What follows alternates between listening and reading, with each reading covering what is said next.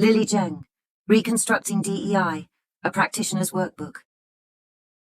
Navigating the complex world of diversity, equity and inclusion, DEI, requires more than theoretical knowledge. It demands actionable strategies and a commitment to effecting change. Defining yourself. Effective DEI work requires introspection. In order to drive systemic change with integrity, it's essential to first understand your own values, identities and experience. Begin by identifying your core values, which serve as a compass for your actions and decisions. Specifically, come up with a list of 8 of your top values, such as compassion, integrity, or knowledge. Reflect on how each of these values manifest in your behaviors and life decisions, as well as how they've evolved over time.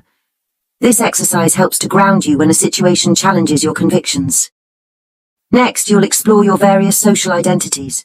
This deep dive into the interplay of privilege and marginalization in your life reveals the complex ways in which your identities have impacted you.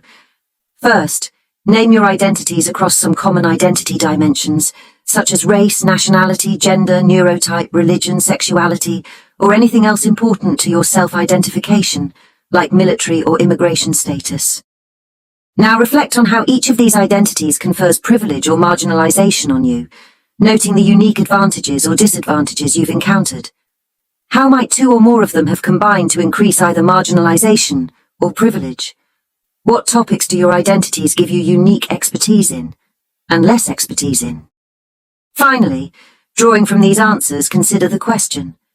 If you had to give a 10-minute presentation on a topic you have identity-related expertise with, what would you choose? Conversely, you can also think about a 10-minute presentation you would like to hear from someone else on a topic in which you lack identity-related expertise. What might you hope to learn from it?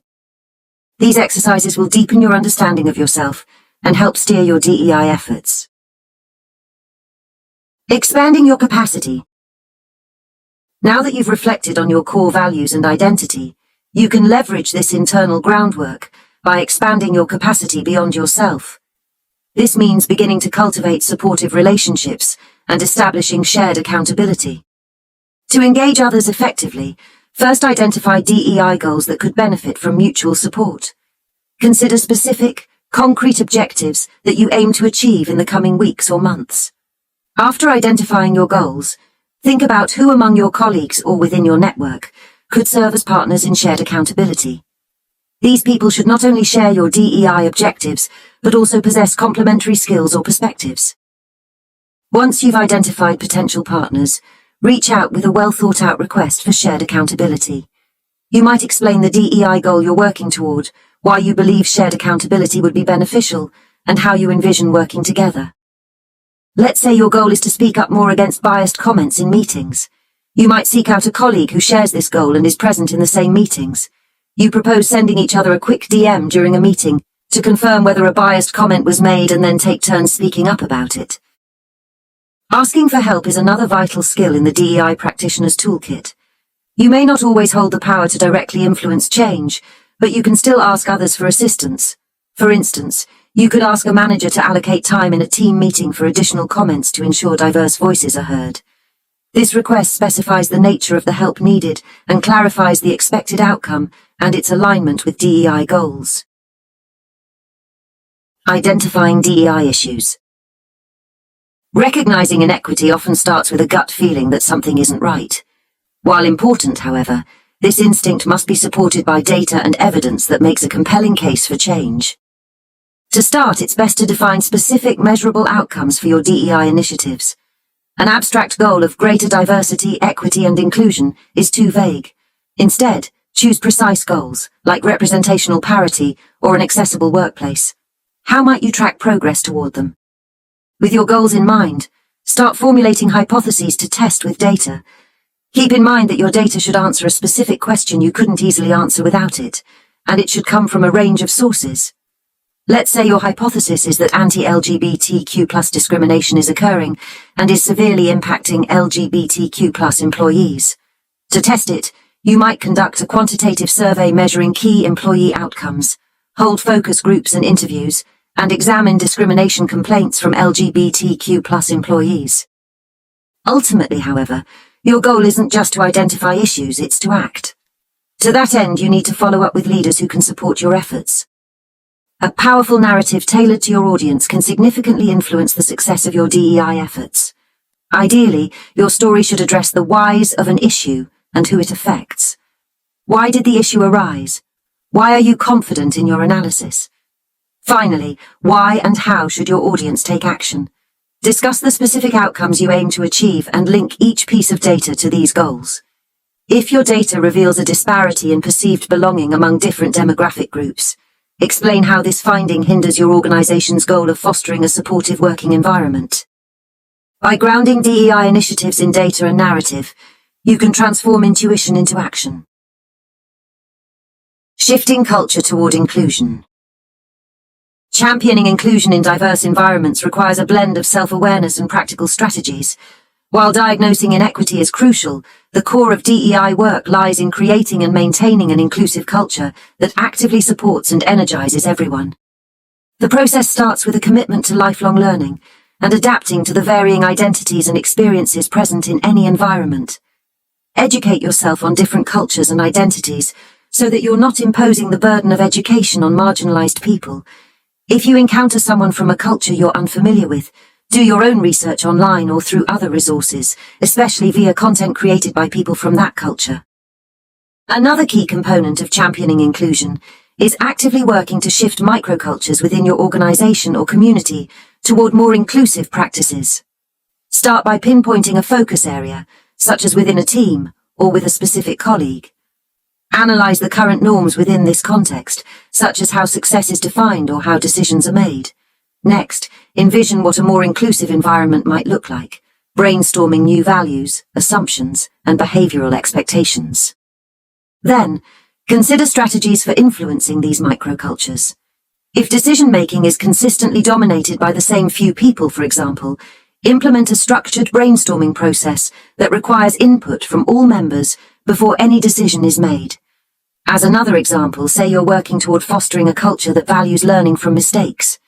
You could publicly praise team members when they share lessons learned from their errors, reinforcing that it's safe and valued to display vulnerability and growth. The journey to effective inclusion combines the intellectual with the practical, emphasizing the need for continuous learning, thoughtful engagement with cultural differences, and the strategic empowerment of others. Navigating conflict and reducing harm. In the work of DEI, addressing conflict and harm is as inevitable as it is crucial. Your endeavors can never rid your organization of harm entirely, but how you manage and repair harm can transform conflicts into opportunities for growth and understanding. Active listening is a cornerstone in this process. It involves deeply listening to people's perspectives without jumping to conclusions or solutions.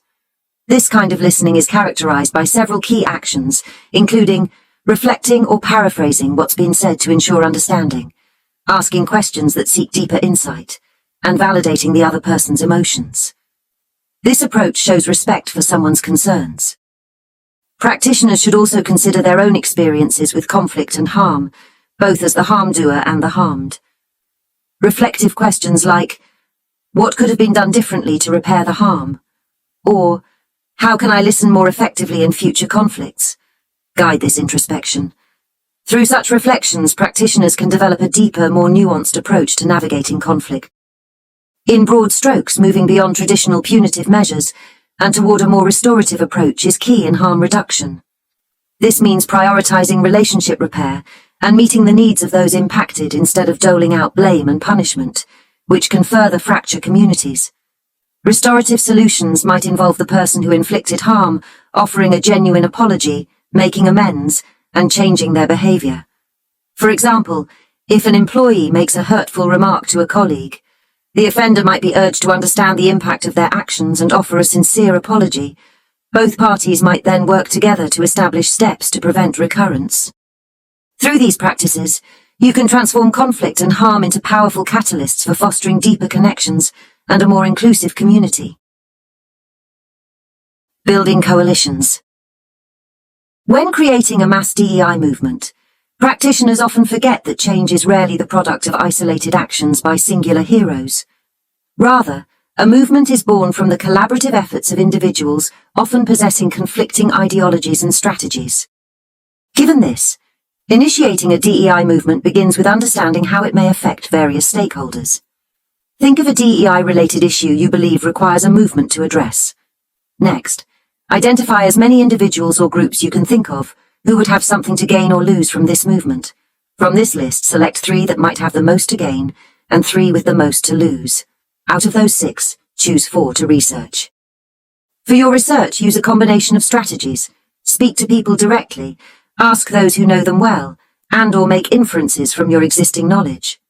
Note what each party stands to gain or lose, as well as how a movement would fit into their own goals and priorities. Further, consider the forms of hard and soft power that each party possesses. Do they have the power to request certain behaviors, promise compensation, or threaten punishment? Can they influence behavior through their expertise, knowledge, or charisma? How could you use all of this information to plan out a successful movement?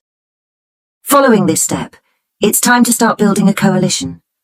Identify any individuals whose support you need and craft personalized messages that resonate with their interests and priorities.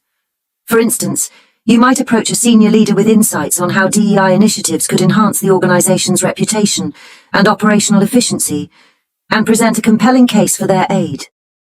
By strategically leveraging diverse stakeholders' interests and powers, you can initiate a powerful DEI movement that enacts meaningful change. DEI strategy. Creating systemic change in DEI work demands a thoughtful, structured approach. Importantly, it must go beyond generic best practices. A DEI strategy outlines a concrete plan complete with initiatives, efforts, and timelines aimed at achieving a set of identified outcomes. It's customized to your organization's unique context and requires you to use all of the information and techniques you've gathered so far. First, identify the organization, community, or environment for which you aim to develop a DEI strategy. Then, name the most significant interconnected issues or inequities driving your DEI initiative. For example, persistent disparities in gender and racial representation. Next, select 3 key outcomes you wish to achieve in order to tackle these challenges effectively. These might be achieving representational parity, fostering an inclusive culture, and establishing methods for accountable conflict resolution. Now it's time to determine which areas you'll pool your resources into in order to reach your outcomes.